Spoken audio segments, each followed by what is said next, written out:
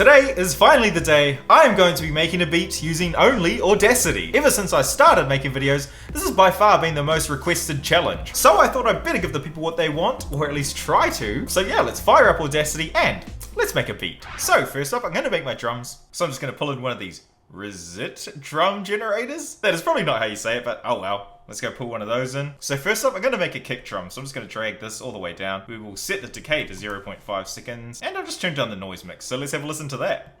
Now I'm going to add a couple more tracks to make the kick sound even better. And for this one, I'm going to pull in a pluck. We will just turn down the duration a little bit. That looks all good. And now I'm just going to turn down the pitch. So now we're left with this sound.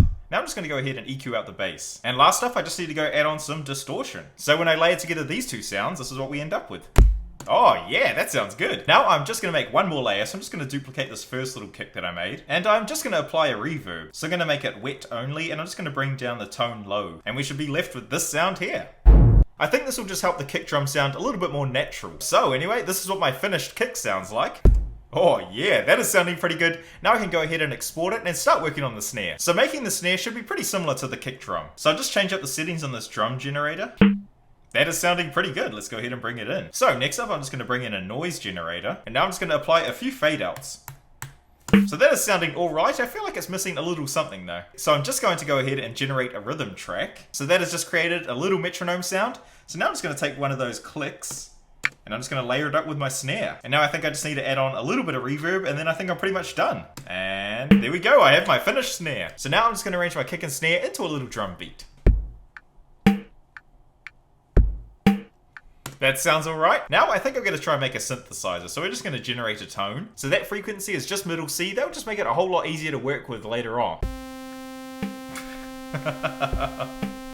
That sounds terrible. Let's go ahead and add on some effects. So we'll start off with a fade in. I'll put on a whole lot of reverb as well. And then now I'm just going to go ahead and start changing the pitch.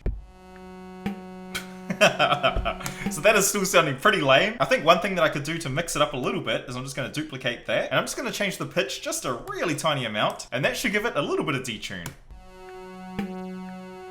So I'm just going to export this sound to make it a little bit easier to work with. Now I'm going to take this sound and I'm going to attempt to make some chords with it. This could be a disaster. So I'm just going to put the pitch up 3 semitones, just like that. Oh, that actually sounds alright. So let's duplicate this track and do it again.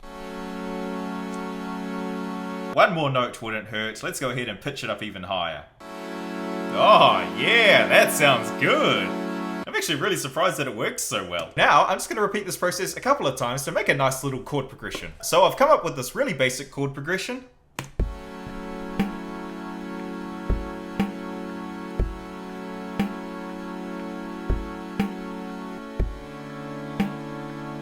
Oh yeah.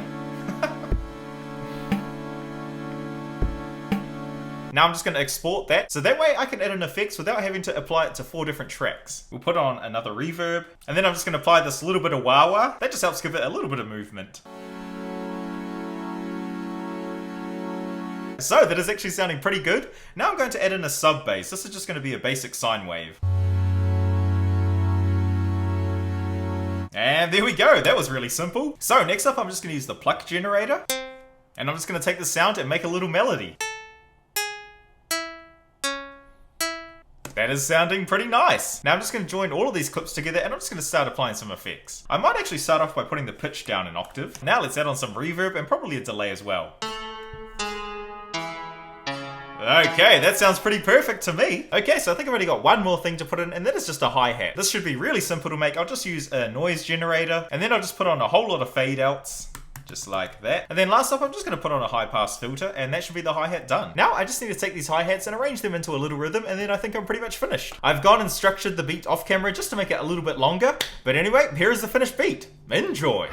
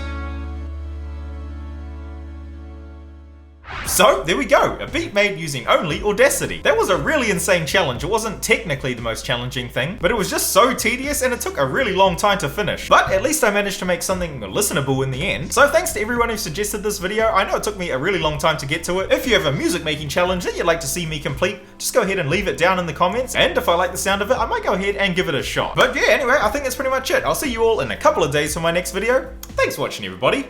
Bye!